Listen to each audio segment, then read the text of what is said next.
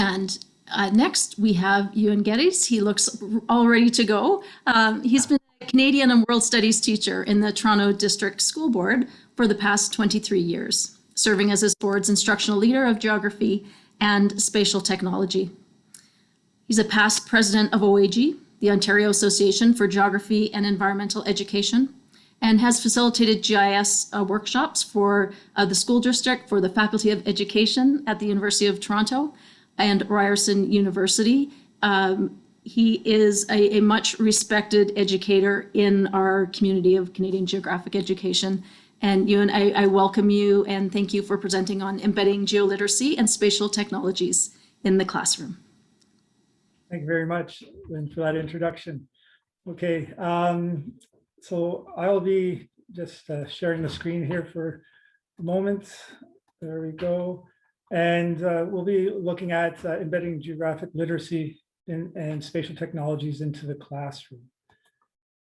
So what I like to do also is bring in the Canadian Geographic Education Learning Framework, as it outlines nicely the importance of geographically informed citizens, using the geographic inquiry skills and developing them, and part of that is the literacy.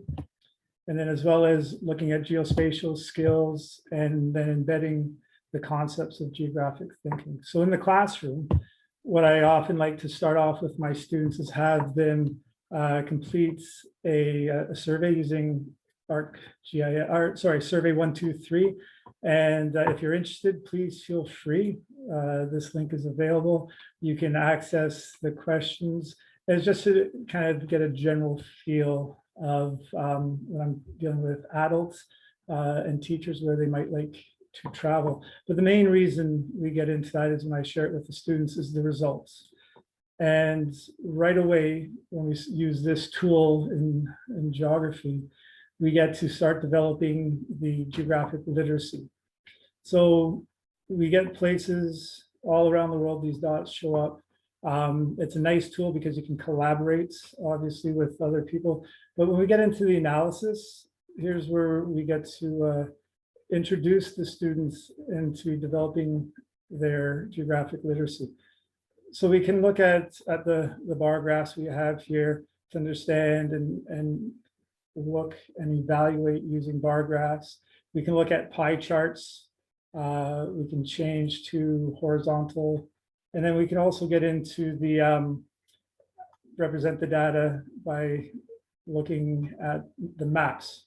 And this is where we can get into examining the data in what we're more familiar with when we open up in the map viewer in ArcGIS Online.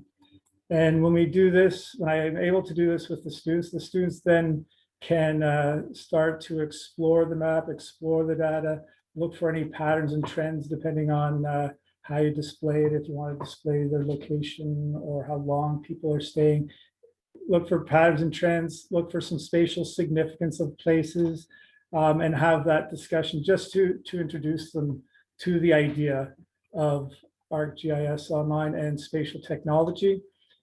And then I always will have the students ask, yeah, this looks like fun, sir, but when am I ever going to use it in real life? Well, then I like to bring up the Maclean's when they have their top 25 jobs in Canada. And I like to share this one, 2018, because about half of the jobs incorporate geography or geographic skills. And the one that I like the best is the utilities manager, which is using spatial technologies to plan a grid, the installation of solar panels, and so on. So this is an eye-opener for many students who may not have thought of geography as a career opportunity.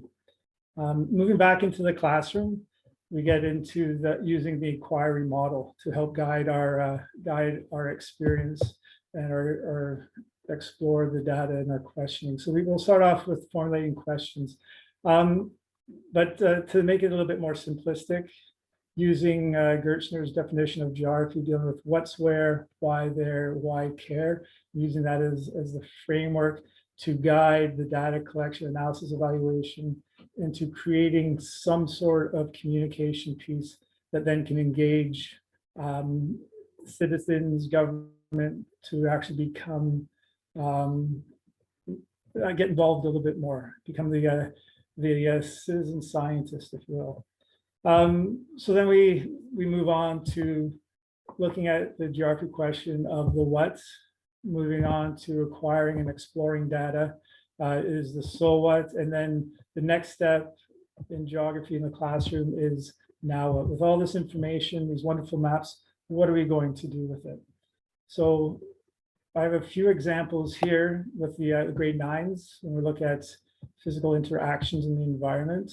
Where students were gathering information about climate and then coming up with an action plan for their community on how to best prepare or react to a certain extreme weather event.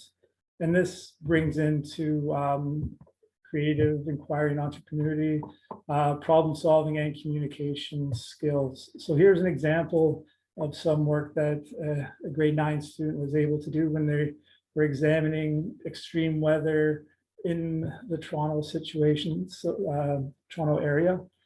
And as we're scanning through here, there's a little bit of an issue with this, with my network on my side. But to move along, maybe this map, oops. You know what, there's an issue with the map. But the student gathered information.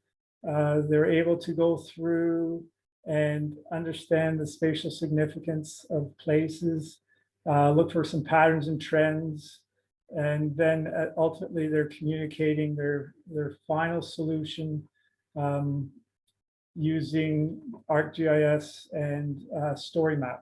So here some of the maps are starting, and they make a nice interactive map so they can communicate with friends, or more importantly, communicate these ideas to local politicians so that communities could be better prepared for the future in case a certain event happens, so that we don't have people stranded. And it goes from stage to stage, place to place, looking at the different stakeholders involved, what were to happen in an extreme weather event. And then they present their findings in a conclusion with the appropriate citing, which is very important. The evaluation itself has guides them through it, and I won't spend too much time. You can access this on your own, but it has some graphic organizers to help guide the students along the way. Moving on to another example, when we look at resource development and consumerism, students would be thinking of a potential product to purchase, and then what might the impacts be environmentally and globally. So again, students would gather information, appropriate information with regards to their particular clothing, looking at a minimum of 2 resources that go into making the the product. They would get some data dealing with the extraction of the raw materials needed for the product, look at some distribution, basically going through the materials economy and mapping it out to see how one individual's purchase can impact communities around the world, as well as the environment around the world. And then ultimately coming up with a decision whether or not the purchase would be a good purchase or not purchase, depending on how long they expected that product to last and environmental impacts.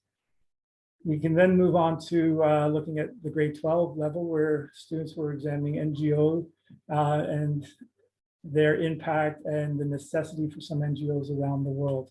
So again, looking at how the students would bring in becoming a global citizen, dealing with problem solving, communication. So an example here is of a student who examined the Aga Khan, and if we can get this one working, yep. They analyzed the Aga Khan to determine where the organization was located around the world, the different roles that it was involved in, how it was supporting people, and ultimately deciding how relevant this organization was, and the communication piece was then designed to help bring attention to the organization, possibly get students and other people involved. And again, the activity is at the bottom. If teachers out there are watching would like to have access to it, and if you would like to use it, by all means.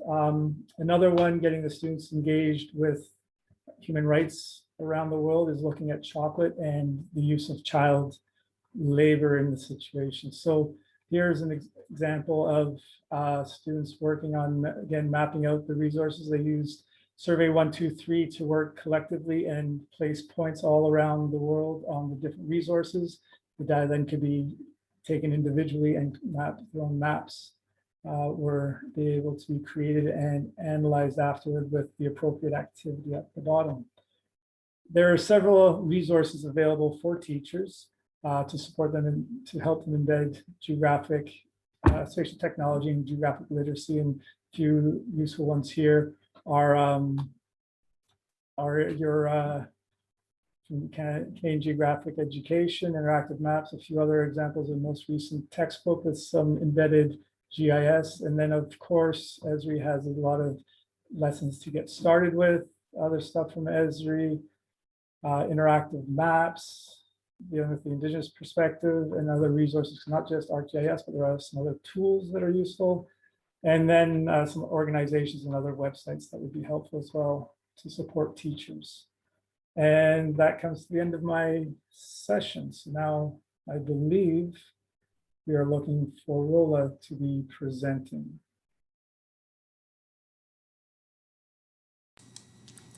Sorry if that sounded rushed. That was wonderful. I think it was really encouraging for educators to take a look at some of those links. You gave an excellent example of how we're not teaching about geospatial technologies necessarily. It's teaching with geospatial technologies and leveraging those technologies to enhance the learning. So thank you so much for that presentation.